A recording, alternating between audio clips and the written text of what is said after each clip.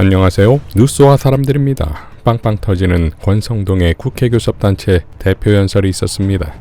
연설에서 윤석열 정부는 딱 한 번, 민주당은 46번, 이재명 대표는 17번, 문재인 대통령은 6번이나 등장했습니다.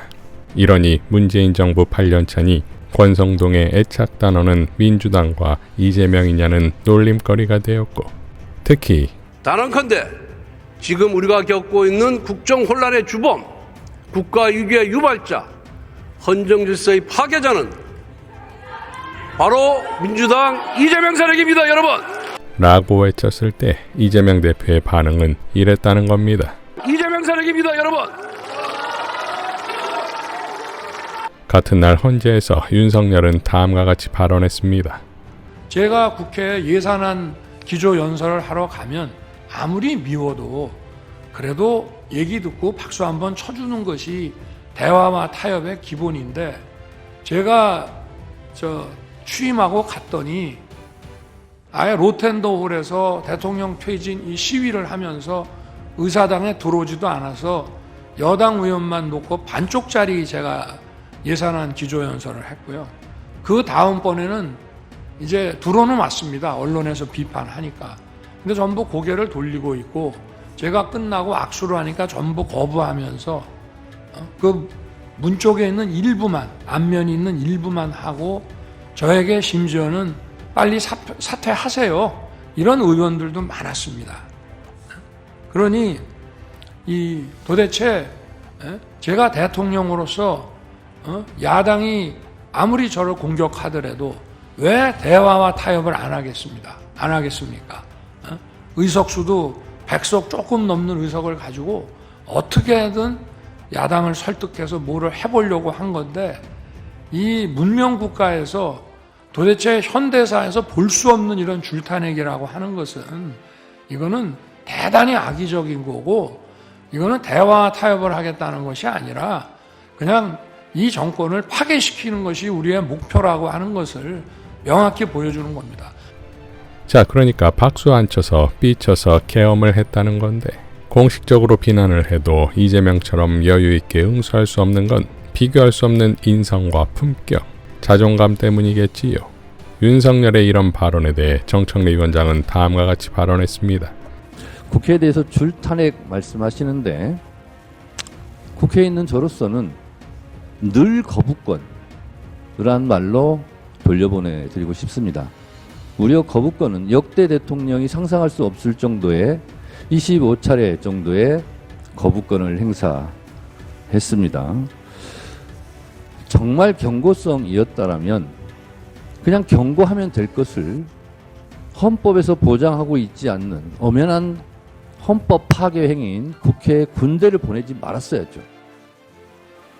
청구인은 아무 일도 일어나지 않았다라는 식으로 태연하게 말씀하시는데, 지금 신원식 안보실장 등 많은 국무위원들이 이곳 헌법재판소와 국회 증인으로 지금 소환되고 있고, 수사기관의 수사를 받고 있고, 내란죄로 중형을 받을 처지에 있을 뿐만 아니라, 그리고 하늘의 별이라는 군 장성들이 수십 명이 지금 수사받고 내란죄로 중형을 받을 처지에 있습니다.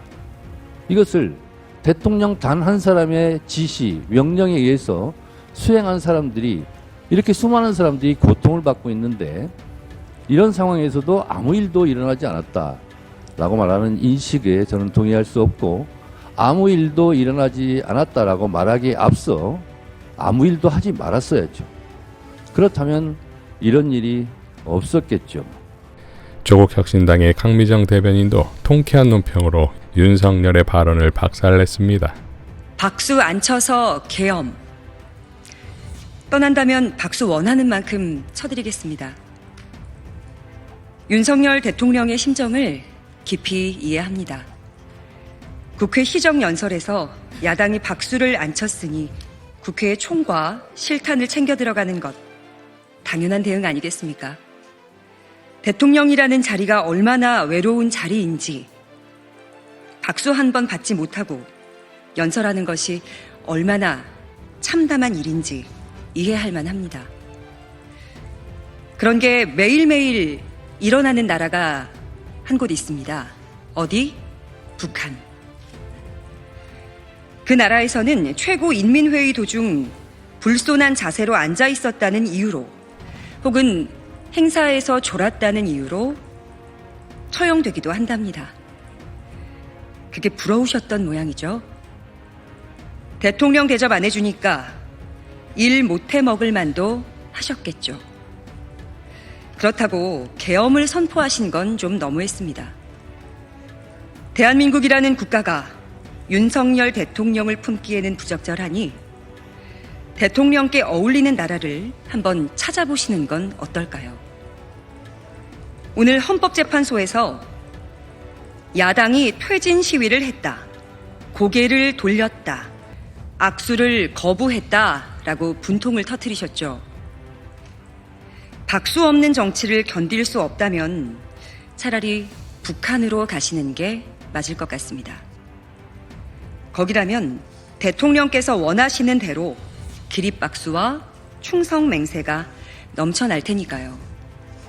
가실 때는 꼭 국민의힘 의원들도 모시고 가시죠.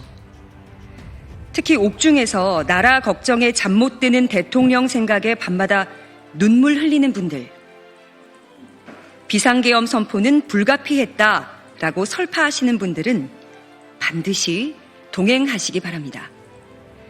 반대 의견 내면 입을 틀어막고 박수 안 치면 계엄하는 국민의힘이 배출한 자랑스러운 수령님과 함께라면 그 어디든 천국일 테니까요.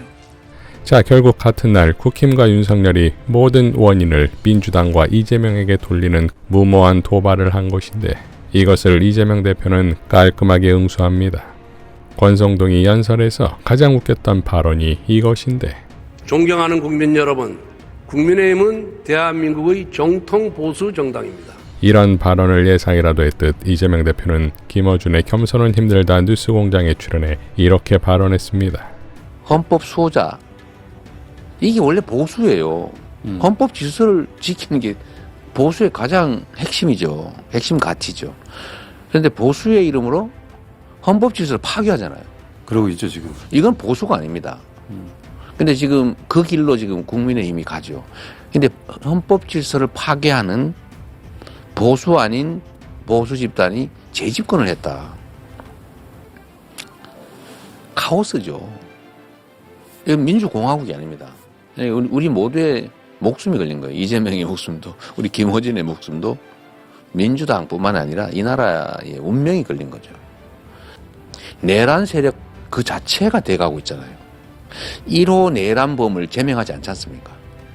오히려 1호 내란범을 모시고 열심히 다니면서 그 1호 내란범의 얘기를 퍼뜨리고 있잖아요. 그렇죠. 그 집회에 참여해요. 연애 가고. 그러면 이렇게 극우화되는 헌정 파괴 세력이 돼가고 있는데 이 집단 자체도 문제가 되겠지만 그게 국가의 미래에 얼마나 큰 해악을 끼치겠습니까? 그래서 제가 제발 그러지 마라. 진짜 보수가 되라. 요즘 헌법을 파괴하는 파괴자가 어떻게 보수예요? SNS에도 이렇게 남겼습니다. 헌정 질서를 파괴하는 보수, 따뜻한 아이스 커피 같은 거짓말일 뿐. 지금 대한민국 민주공화국을 수호하기 위한 이 싸움의 유일한 희망이자 이 싸움의 승리로 새로운 대한민국을 만들어낼 수 있는 유일한 희망은 이재명뿐입니다. 이상 뉴스와 사람들이었습니다. 시청해 주셔서 감사드립니다.